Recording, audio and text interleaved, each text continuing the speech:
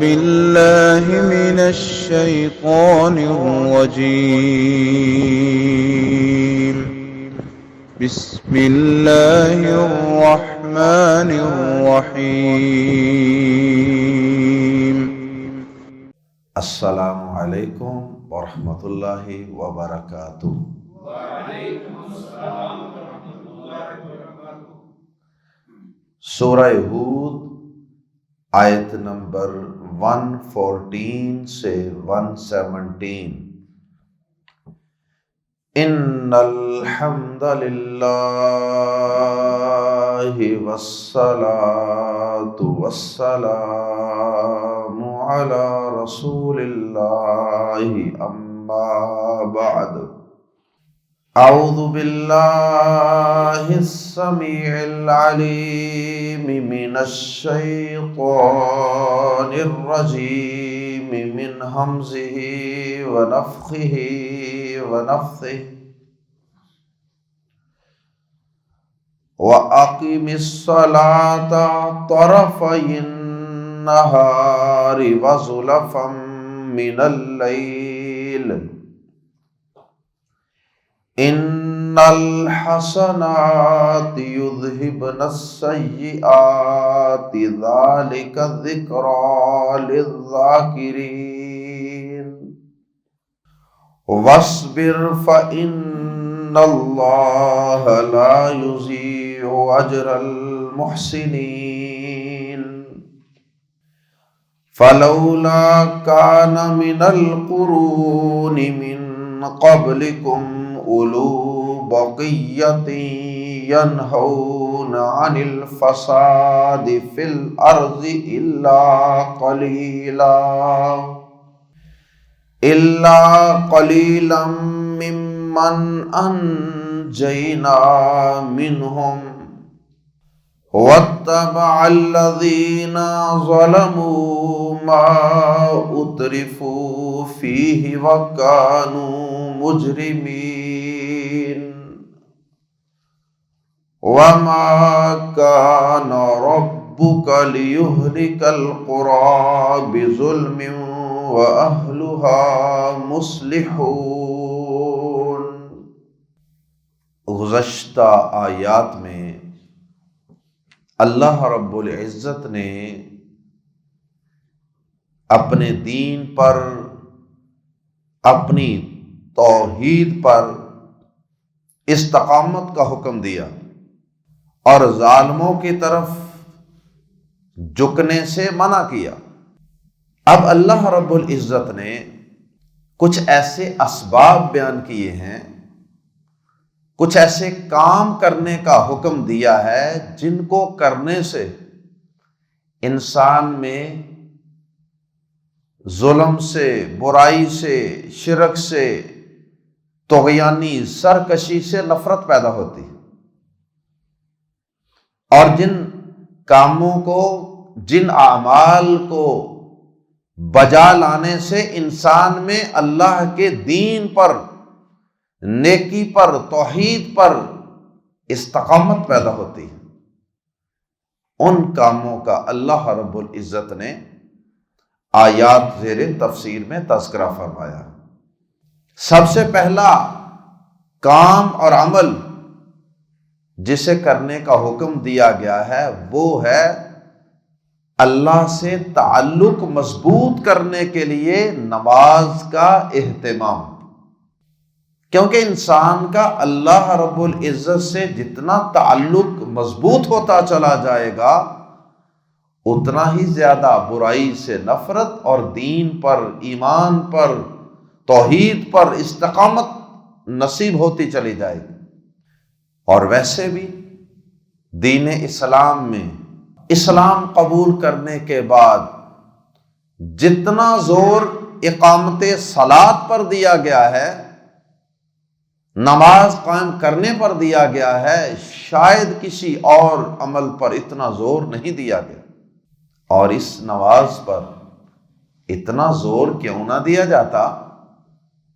اس نماز کے اندر ان پانچوں ارکان اور پانچوں اعمال کی کچھ نہ کچھ مشق اور کچھ نہ کچھ جھلک موجود ہے جنہیں اسلام کی بنیاد قرار دیا گیا۔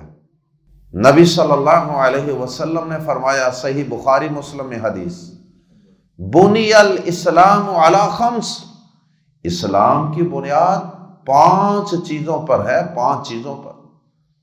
گویا کہ اسلام کی عمارت ان 5 دیواروں یا ان 5 ستونوں پلرز پر کھڑی ہے، اور ان 5 کی 5 چیزوں کی کچھ نہ کچھ پریکٹس، مشق نماز کے اندر موجود ہے۔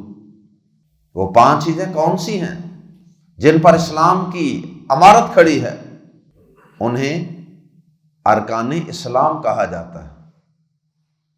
ان میں سے پہلی چیز ہے شہادتین، اللہ کی توحید کی گواہی اور پیارے پیغمبر جناب محمد رسول اللہ صلی اللہ علیہ وسلم کی نبوت و رسالت کی گواہی اور شہادت۔ تو کیا جب ہم اذان کہتے ہیں نماز کے لیے تو اسی کے اندر توحید و رسالت کی گواہیاں شروع ہو جاتی ہیں کہ نہیں؟ اشہد ان لا الہ الا اللہ، اشہد ان محمد رسول اللہ۔ اور پھر التحیات کے اندر جا کے ہم کیا کہتے ہیں؟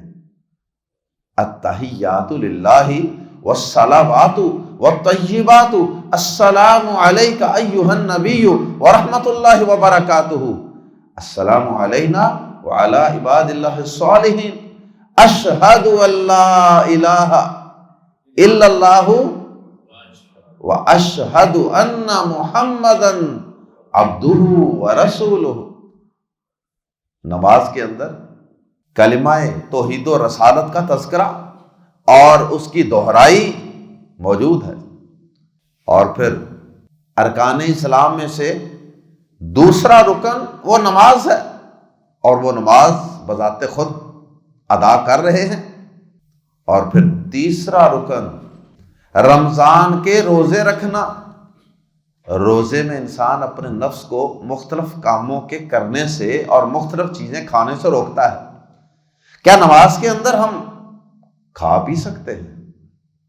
نماز کے اندر بھی کھانا پینا بند ہے۔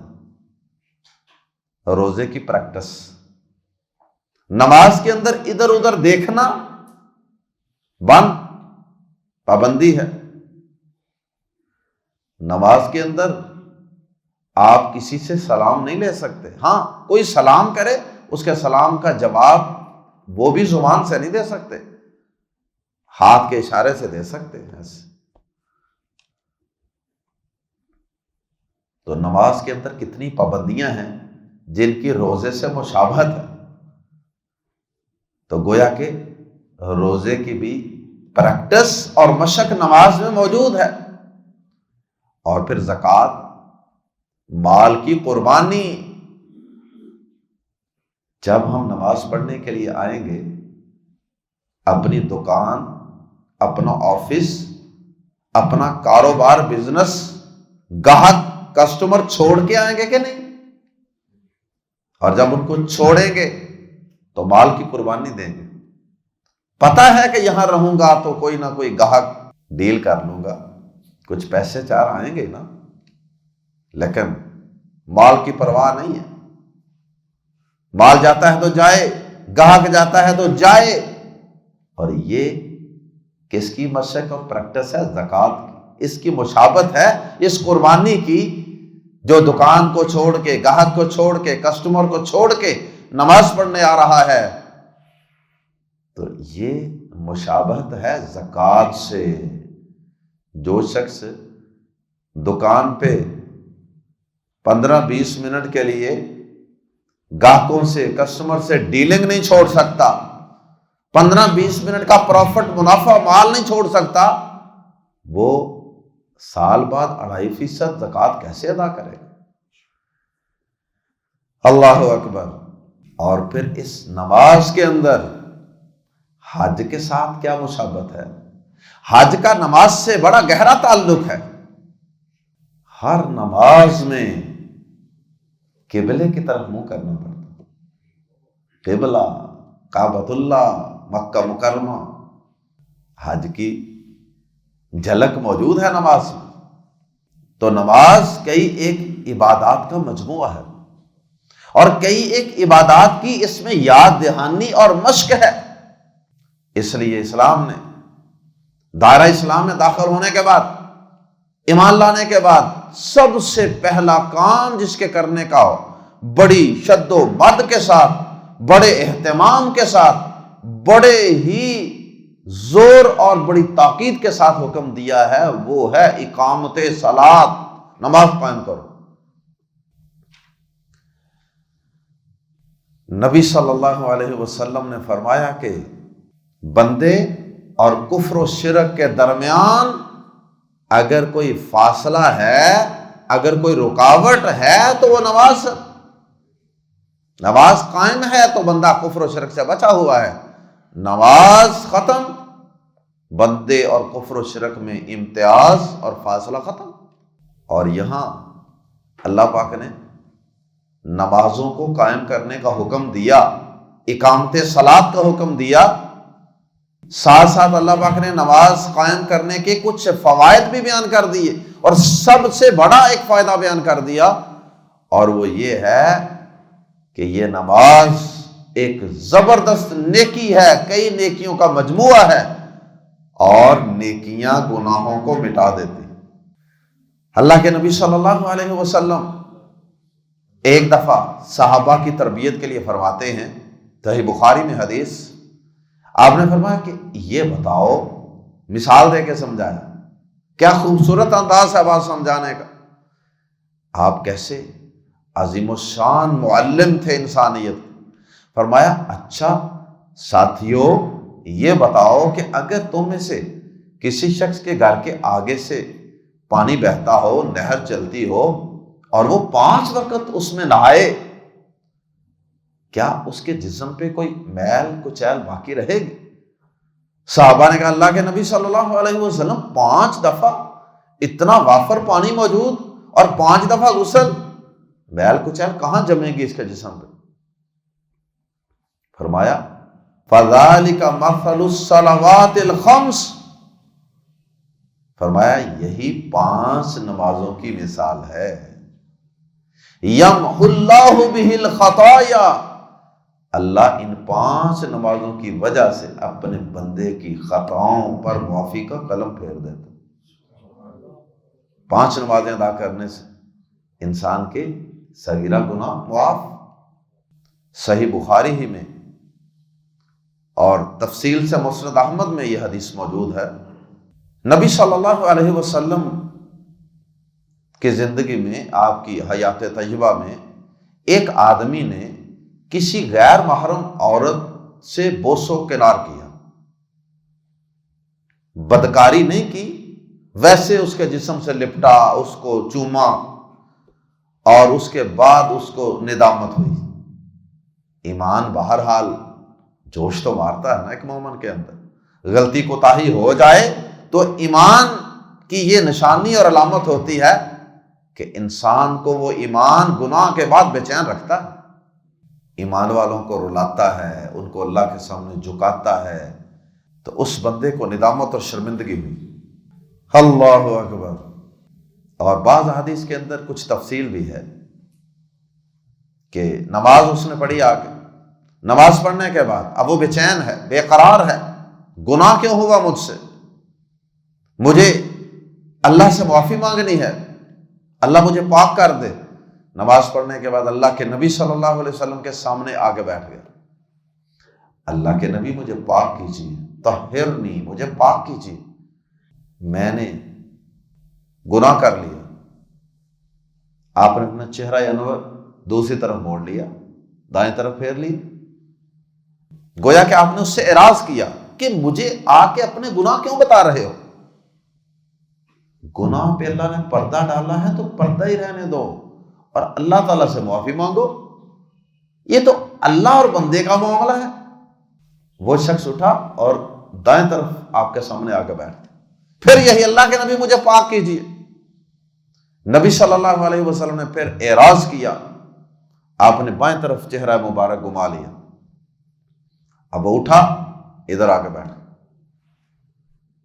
جب نبی صلی اللہ علیہ وسلم نے بار بار اس کو نظر انداز کیا، مجھے کیوں بتاتے ہو، پھر بھی وہ بار بار دہراتا رہا اپنی بات کو، تو پھر آپ نے کہا کہ اچھا بتاؤ کیا گناہ کیا ہے؟ اس نے کہا جی میں نے ایک عورت کو اس طرح سے بوس و کنار کیا ہے۔ نبی صلی اللہ علیہ وسلم نے فرمایا کہ کیا تو نے ہمارے ساتھ نماز ادا نہیں کی؟ اس نے کہا جی ہاں نماز ادا کی ہے۔ تو فرمایا کہ اللہ پاک نے اس نماز کی ادائیگی کی وجہ سے تیرے اس گناہ کو معاف کر دیا۔ یہ ایسا گناہ نہیں ہے کہ اس کے اوپر میں کوئی شرعی حد لگاؤں، تمہیں کوئی کوڑے ماروں یا تمہیں سنگسار کرنے کا حکم دوں۔ اس صحابی کے ذہن میں یہ تھا کہ شاید اس کی بھی کوئی ایسی سزا بنتی ہوگی، مجھے دنیا میں سزا مل جائے اور اللہ سے جب میں ملاقات کروں تو گناہوں سے پاک صاف۔ اور صحیح بخاری کی حدیث کے مطابق جو میں عرض کر رہا تھا، اس میں مختصر تذکرہ ہے کہ ایک شخص نے ایک عورت کا بوسہ لے لیا، نبی صلی اللہ علیہ وسلم کے پاس حاضر ہوا کہ مجھے سزا دیجئے، مجھے پاک کیجئے۔ اللہ پاک نے یہ آیت کریمہ نازل فرما دی، وَأَقِمِ الصَّلَاةَ طَرَفَيِ النَّهَارِ وَزُلَفًا مِّنَ اللَّيْلِ، اور دن کے کناروں میں اور رات کی کچھ گھڑیوں میں بھی نماز قائم کیجیے۔ گویا کہ اللہ پاک نے یہ اشارہ دے دیا کہ نماز قائم کرو، اور آگے بتا دیا کہ ان الحسنات یذھبن السیئات، اس لیے کہ قاعدہ قانون یہ ہے کہ نیکیاں برائیوں کو مٹا دیتی۔ اگر کوئی غلطی، کوئی خطا، کوئی گناہ ہو جائے تو وضو سے گناہ مٹ جاتے ہیں، نماز سے گناہ مٹ جاتے ہیں، جمعہ پڑھنے سے اگلے جمعے تک کے گناہ مٹ جاتے ہیں، لیکن یہ صغیرہ گناہ مٹتے ہیں۔ کبیرہ گناہ اگر کوئی سرزد ہو گیا، جیسے کسی نے بدکاری کر لی، اللہ محفوظ فرمائے، کسی نے شراب پی لی، کسی نے والدین کی نافرمانی کر لی، کوئی کسی نجومی کاہن کے پاس چلا گیا، یا کوئی ایسا کبیرہ گناہ، تو اس کے لیے باقاعدہ اللہ کے سامنے آ کر گڑ گڑانا پڑے گا، رونا پڑے گا، معافیاں مانگنی پڑیں گی کہ یا اللہ میرا یہ گناہ معاف فرما دے۔ خود بخود آٹومیٹیکلی دیگر نیکیوں سے کبیرہ گناہ معاف نہیں ہوتا۔ یہ صغیرہ اور کبیرہ گناہ میں اہل علم نے فرق بیان کیا، لیکن صغیرہ گناہ ہم سے ہوتے رہتے ہیں باوجود بچنے کے، اور اللہ پاک کی رحمت کتنی وسیع ہے کہ اللہ پاک ہماری دیگر نیکیوں کی وجہ سے صغیرہ گناہوں پہ معافی کا قلم بھی پھیرتے رہتے ہیں، ورنہ تو وہ ہمارے صغیرہ گناہ جمع ہوتے ہوتے پہاڑ بن جائیں۔ یہ اللہ کی رحمت ہے، اریزر بھی ساتھ لگا ہوا ہے جو گناہوں کو مٹاتا رہتا ہے۔ اور اللہ کے نبی صلی اللہ علیہ وسلم نے ایک صحابی ابو ذر رضی اللہ تعالی عنہ کو ایک دفعہ یہ بات سمجھائی بھی تھی۔ آپ نے فرمایا تھا کہ اتبع السیئۃ الحسنۃ، فرمایا کہ برائی کے پیچھے ہی نیکی لگا دیا کرو۔ کوئی گناہ ہو جائے نا، اس کے پیچھے فوراً کوئی نیکی لگا دیا کرو، اس کو پکڑنے کے لیے، اس کو مٹانے کے لیے۔ تمہوہا، فرمایا کہ وہ نیکی اس برائی کو پکڑ لے گی اور اس کو مٹا دے گی۔ اللہ اکبر۔ تو اللہ پاک نے استقامت پیدا کرنے کے لیے سب سے پہلا جو عمل بتایا، جس کام کے کرنے کا حکم دیا، وہ ہے اقامت صلاۃ، نماز کو قائم کرنا۔ اور اس کے بعد دوسرا کام جسے کرنے کا حکم دیا وہ ہے صبر۔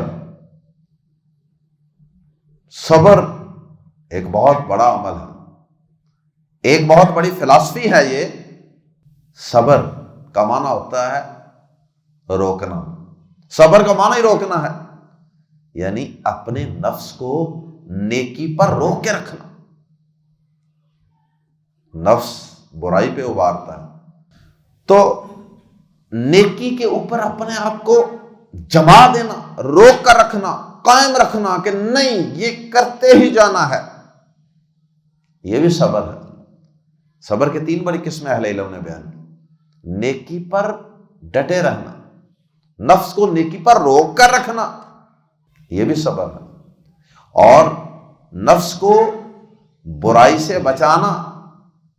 دل کرتا ہے بڑا برائی کروں، دل بڑا مچلتا ہے گناہ کرنے کو، لیکن صبر کا تقاضا یہ ہے کہ نہیں، اپنے نفس کو روک لو۔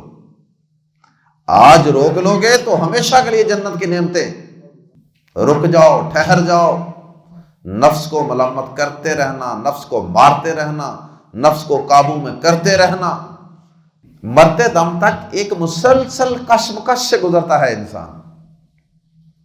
ساری زندگی نفس انسان کا برائی پہ ابھارتا رہتا ہے نا، یہ گناہ کر لو، کر لو، کر لو، لیکن انسان اللہ سے ڈرتے ہوئے، اللہ سے ملاقات پر یقین کرتے ہوئے انسان روک کے رکھتا ہے نفس کو، نہیں نہیں، بند باندھ کے رکھتا ہے، اور یہ کشمکش مرتے دم تک جاری رہتی ہے، یہ بھی صبر ہے۔ اور تیسری صبر کی عام اور مشہور قسم ہے، وہ ہے کہ کسی مصیبت، آزمائش، پریشانی کے آ جانے پر جزا و فضا نہیں کرنا، اپنے گریبان نہیں پھاڑنے، منہ پہ تھپڑ نہیں مارنے، اور دیوار پہ سر نہیں مارنا، اللہ کی ناشکری اور نافرمانی اور کفر کا کوئی کلمہ زبان سے ادا نہیں کرنا، یہ ہے صبر۔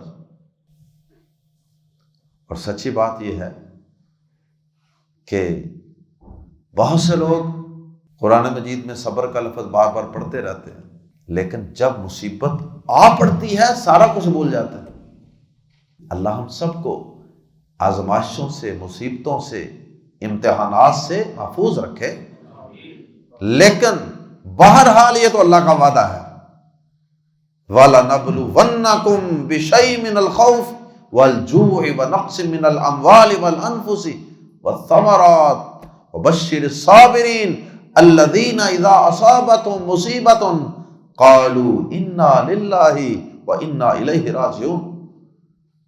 قرآن نے تو پہلے ٹریننگ دی ہوئی ہے، لیکن ہم نے قرآن سے ٹریننگ لی نہیں، اس لیے جب اچانک کوئی ان ایکسپیکٹڈ قسم کی، غیر متوقع قسم کی مصیبت آ جاتی ہے نا، جس کے لیے ہم تیار نہیں ہوتے ذہنی طور سڈنلی، تو پھر میں نے دیکھا کہ کتنے ہی نمازیں پڑھنے والے نمازیں چھوڑ دیتے ہیں، کتنے ہی لوگ جو اندر سے یقین کریں کہ کفر کے درجے تک پہنچ جاتے ہیں، اللہ سے ناراض ہو جاتے ہیں۔ ایسے ہی وقت تو پتہ چلتا ہے کہ اس کا ایمان کیسا ہے، صبر کیسا ہے۔ تو بہرحال اللہ پاک نے صبر کرنے والوں کو بہت بڑے اجر و ثواب کی نوید بھی سنائی ہے، اور اس کی بار بار تلقین بھی فرمائی ہے، کیونکہ اس سے انسان میں استقامت پیدا ہوتی ہے۔ اور جو شخص بے صبرا ہوگا وہ نماز بھی چھوڑ دے گا، وہ داڑھی اتروا دے گا، وہ پردہ چھوڑ دے گی عورت، اور وہ کہے گا کیا ملا ہے اس دین سے، لو جی یہ نئی فلسفی سن لو، کیا تم نماز پڑھتے تھے، تم دین پہ چلتے تھے، تو اس کا مطلب ہے کہ اب تمہارے خاندان میں سے کوئی فوت ہی نہ ہوتا، اس کا مطلب یہ تھا کہ اللہ پاک نے تمہارے ساتھ کوئی ایسی ڈیل کی تھی۔ اللہ کا نظام ہے، اللہ پاک نے صبر کرنے کے بڑے فضائل بیان کیے ہیں۔ مثال کے طور پر فرمایا انما یوفی الصابرون اجرہم بغیر حساب، اللہ پاک فرماتے ہیں کہ صبر کرنے والوں کو میں ان کا اجر و ثواب اور بدلہ اور صلہ بغیر حساب عطا کروں۔ اس کے بعد تیسرے نمبر پہ جس کام کو کرنے کا حکم دیا وہ ہے برائیوں سے گناہوں سے، فتنہ و فساد سے لوگوں کو روکنا، امر بالمعروف و نہی عن المنکر، یہ 3 کام کریں گے تو اپنے اندر استقامت پیدا ہوگی۔ جب ہم کسی کو نیکی کا حکم دیتے ہیں نا، کسی کو برائی سے روکتے ہیں نا، تو اس سے انسان کے اپنے اندر بھی نیکی کرنے کی ایک ترغیب، موٹیویشن پیدا ہوتا ہے۔ جب دوسروں کو برائی سے روکے گا تو خود اپنے نفس کو بھی تو شرم آئے گی نا کہ میں خود کیا کر رہا ہوں۔ تو اللہ پاک اس طریقے سے بھی انسان کو استقامت عطا فرماتے ہیں۔ جو دوسروں میں نیکی پھیلا رہا ہے، جو معاشرے سے برائی کو ختم کرنے کے لیے، روکنے کے لیے کوشش کر رہا ہے، تو اللہ پاک پھر اس کی برکت سے اسے خود بھی استقامت عطا فرماتے ہیں۔ آئیے قرآن مجید کے الفاظ میں پڑھتے ہیں، دین پر، توحید پر استقامت پیدا کرنے کے لیے 3 کاموں کے کرنے کا حکم۔ وَأَقِمِ الصَّلَاةَ، وَأَقِم یہ واحد ہے، اور اسی کی جمع ہے اقیموا، اقیم الصلاۃ، قرآن میں اکثر آتا ہے نا، وہ جمع ہے، یہ واحد ہے۔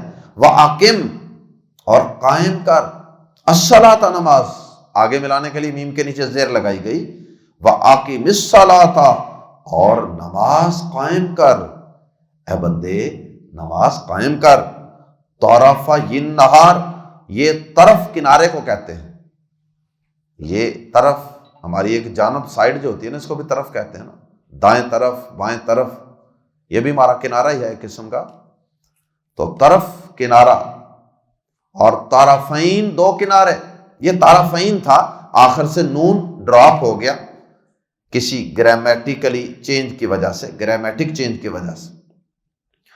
طرفا یہ اصل میں تھا طرفینی، نون گر گیا، باقی رہ گیا طرفی، نون گر گیا ہے کوئی بات نہیں، یا تو پیچھے موجود ہے نا 2 کی نشانی، تو طرفی کا معنی دونوں کناروں میں، اور آگے ملانے کے لیے یا کے نیچے زیر لگائی گئی ہے، طرفی النہار،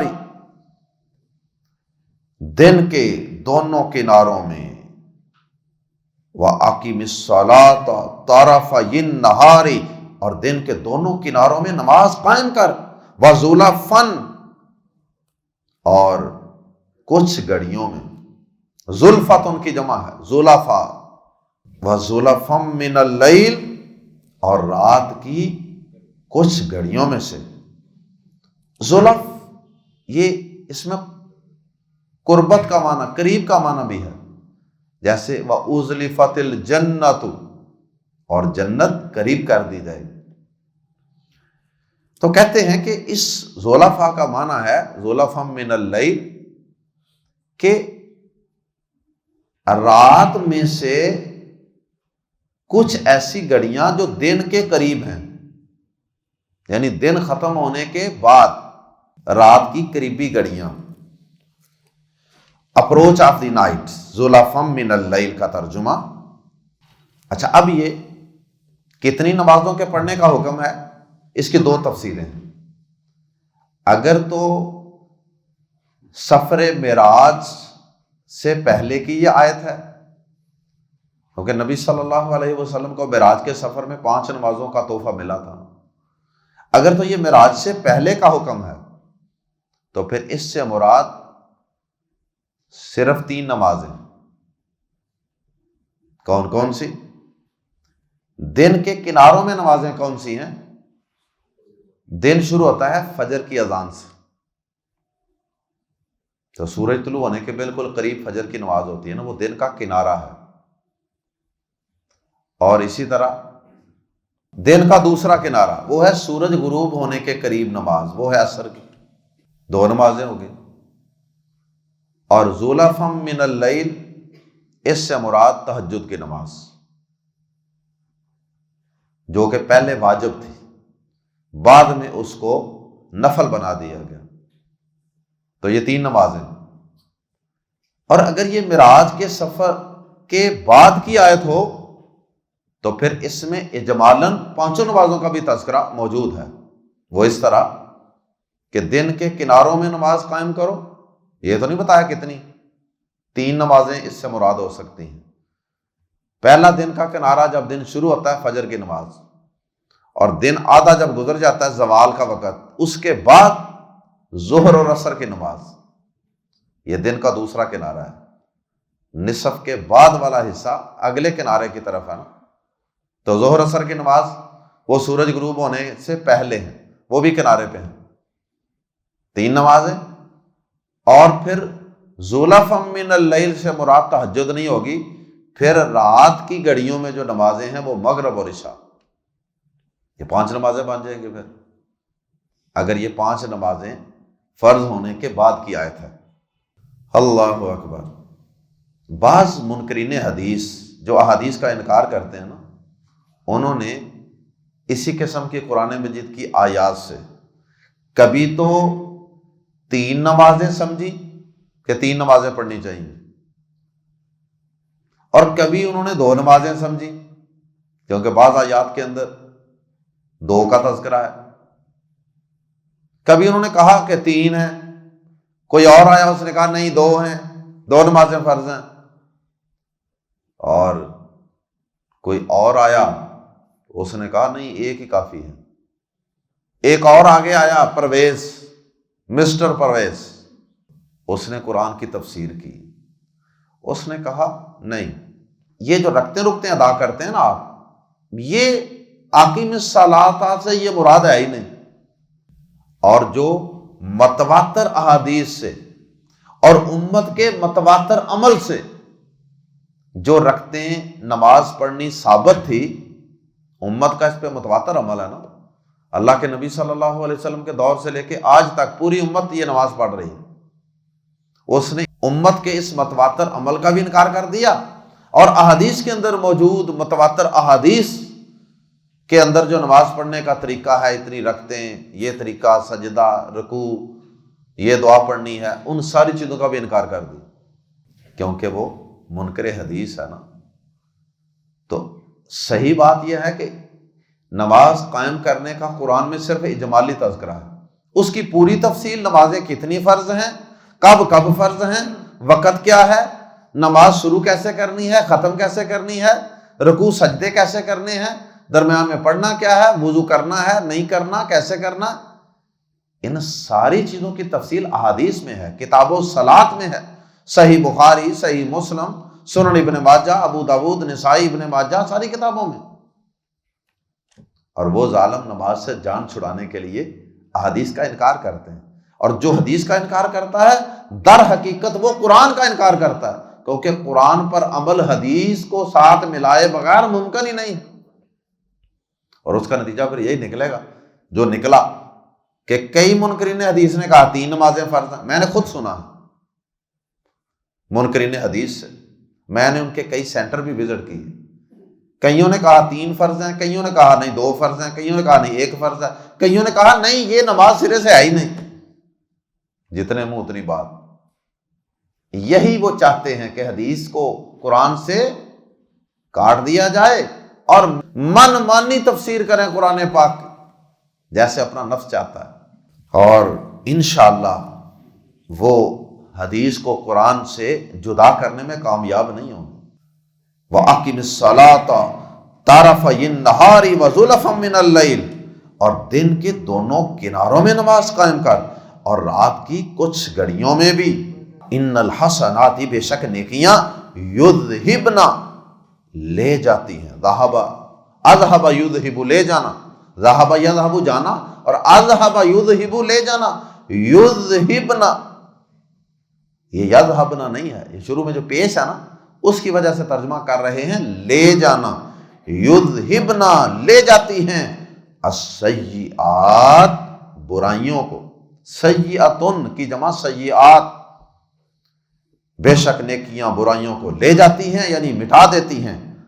اور ایک حدیث میں نبی صلی اللہ علیہ وسلم نے یہ بھی فرمایا، یہ حدیث رہ گئی، نبی صلی اللہ علیہ وسلم نے فرمایا کہ جس شخص سے کوئی گناہ سرزد ہو جائے اور پھر وہ صحیح وضو کرے، سنت کے مطابق سنوار کے کامل وضو کرے، اور اللہ کے دربار میں آ کے 2 رکعت ادا کرے جس میں وہ اپنے نفس سے باتیں نہ کرے بلکہ اللہ سے باتیں کرے، یعنی دھیان ادھر ادھر نہ ہو، خیالات ادھر ادھر نہ ہو، پوری توجہ انہماک خشوع و خضوع ہو، 2 رکعت ایسی وہ ادا کر لے، ابھی وہ 2 رکعتیں پڑھ کے سلام ہی پھیرتا ہے، اللہ پاک اس کے گناہوں پہ معافی کا قلم پھیر دیتا ہے۔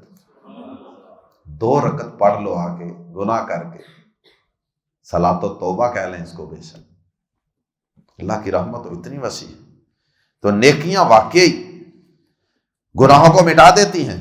ذالک، یہ ذکرا یاد دہانی ہے، ریمائنڈر ہے، للذاکرین، یاد کرنے والوں کے لیے، یہ یاد کرنے والوں کے لیے یاد دہانی ہے، یعنی جو یاد کرنا چاہتے ہیں، جو نصیحت حاصل کرنا چاہتے ہیں نا، یہ ان کے لیے ایک نصیحت ہے، ان کے لیے ایک یاد دہانی ہے۔ وصبر، دوسرا کام استقامت کے لیے، وصبر، اور صبر کر، فإن اللہ، پس بے شک اللہ، لا یضیع، نہیں ضائع کرتا، اجر المحسنین، اجر نیکی کرنے والوں کا۔ آج اگر نفس کے ساتھ مسلسل لڑتے رہو گے نا صبر کے ذریعے سے، تو انشاءاللہ اللہ تمہارا یہ اجر ضائع نہیں کرے گا۔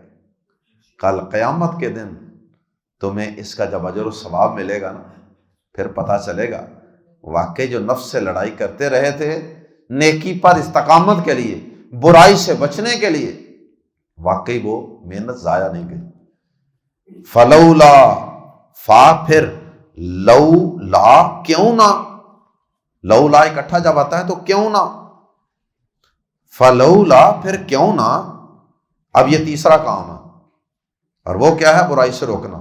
فلولا پھر کیوں نہ، کانا تھی، من القرون، امتوں میں سے، قرن ان کی جمع قرون، اور قرن زمانے کو کہتے ہیں، صدی کو کہتے ہیں، اور قرن کا لفظ صدی والوں پر، زمانے والوں پر بھی بولا جاتا ہے، مراد ہوتی ہیں امتیں، لفظی معنی زمانہ ہے لیکن مراد ہوتا ہے زمانے والے لوگ۔ فلولا پھر کیوں نہ، کانا تھی، من القرون، زمانوں میں سے یا امتوں میں سے، من قبلکم، تم سے پہلے، وہ جو پہلے 7 قومیں تباہ ہوئی تھی، ان میں سے ایسے لوگ کیوں نہیں آئے تھے؟ ایسے لوگ ان میں کیوں نہیں تھے؟ اولو، والے، بقیتن، بقیہ کہتے ہیں کوئی بچی کھچی بلائی، خیر، کوئی تھوڑی بہت کوئی خیر ان میں بچی ہوتی، کوئی تھوڑی بہت بچی کھچی خیر والے لوگ ہوتے۔ پھر ان امتوں میں سے جو تم سے پہلے تھیں، کیوں نہ ہوئے لوگ بچی کھچی بلائی والے، کچھ بلائی والے، ینہونا، جو روکتے، منع کرتے، عن الفساد، فساد سے، فی الارض، زمین میں، جو زمین میں فساد تھا، شرک تھا، بغاوت تھی، سرکشی تھی، کم ماپ تول تھا، اور مرد کی مرد کے ساتھ بدکاری تھی، جتنے ان کے جرائم تھے، راہزنی تھی، ڈکیتیاں تھیں، ان سب سے، اس فساد سے روکتے وہ، اللہ، سوائے، قلیلاً، تھوڑے، ممن کے 2 حصے ہیں، من، میں سے، ان میں سے، من، جنہیں انجینا، ہم نے نجات دی، منہم، ان میں سے، مطلب یہ ہے کہ وہ جنہیں تھوڑے سے لوگوں کو ہم نے نجات دی تھی نا، وہ تھوڑے سے لوگ آئے تھے جو برائی سے روکتے تھے، لیکن وہ بہت تھوڑے تھے، بہت ہی تھوڑے تھے۔ یہ تعداد تھوڑی سی زیادہ ہونی چاہیے تھی، اگر یہ تعداد تھوڑی سی اور بڑھ جاتی نا، کوئی مناسب تعداد ہو جاتی برائی سے روکنے والوں کی، پھر بھی ہم ایسا اجتماعی اور بڑا عذاب ان پہ نازل نہ کرتے۔ جیسے حدیث بھی ہے سنن ابن ماجہ وغیرہ میں، نبی صلی اللہ علیہ وسلم نے فرمایا کہ لوگ جب برائی سے روکنا چھوڑ دیں گے نا، تو قریب ہے کہ اللہ پاک ان کے اوپر عذاب نازل فرما دے۔ جب تک لوگ برائی سے روکتے رہیں گے نا، معقول تعداد ایک لوگوں کی برائی سے روکتی رہے گی، تو اللہ پاک ان پہ کوئی بڑا عذاب نازل نہیں فرمائے۔ واتبع، اور پیروی کی اور پیچھے پڑ گئے، الذین ظلموا، وہ لوگ جنہوں نے ظلم کیا تھا، کس چیز کے پیچھے پڑ گئے؟ ان چیزوں کے اترفو، عیش و آرام دیا گیا تھا، خوشحالی دی گئی تھی انہیں، فیہ، جن میں۔ ظالم لوگ، باغی لوگ، گناہگار لوگ، وہ ان چیزوں کے پیچھے پڑ گئے تھے جو انہیں خوشحالیاں اور عیش و آرام اور نعمتیں دی گئی تھی نا، بس ان میں پڑ گئے اور اللہ کو بھول ہی گئے، برائی سے روکنا بھول ہی گئے، نماز پڑھنی بھول ہی گئے، برائی سے روکنا بھول گئے، صبر کرنا بھول گئے، وَكَانُوا مُجْرِمِينَ، اور وہ مجرم تھے، وَمَا كَانَ، اور کبھی نہ تھا، رَبُّكَ، تیرا رب، اور تیرا رب کبھی نہ تھا، یعنی تیرا رب ایسا کبھی نہیں تھا، لی کہ یہلک، وہ ہلاک کر دے، القریٰ، بستیوں کو، بی سبب ظلمن، ظلم کے، اور تیرا رب ایسا نہ تھا، یعنی تیرے رب کا ایسا قاعدہ قانون نہیں تھا کہ بستیوں کو ظلم سے ہلاک کر دے، وہ جب کہ اس حال میں کہ اہلوہا، ان بستیوں کے رہنے والے، مصلحون، اصلاح کرنے والے ہوں۔ تو تیسرا یہ سبب ہے استقامت کا کہ انسان برائی سے منع کرے، امر بالمعروف و نہی عن المنکر کا فریضہ انسان ادا کرے، اس سے بھی نیکی کے اوپر استقامت پیدا ہوتی ہے، انسان کو خود بھی اور جن کو نیکی کا حکم دے گا، برائی سے منع کرے گا، ان میں بھی انشاءاللہ وعظ و نصیحت سے استقامت پیدا ہوگا۔ اللہ پاک ہمیں دین پر استقامت عطا فرمائے، اور اللہ استقامت پیدا کرنے کے لیے نماز قائم کرنے کی، صبر کا دامن تھام لینے کی، اور امر بالمعروف و نہی عن المنکر کا فریضہ ادا کرنے کی توفیق عطا فرمائے۔ سبحانک اللہم و بحمدک، اشہد ان لا الہ الا انت، استغفرک و اتوب الیک۔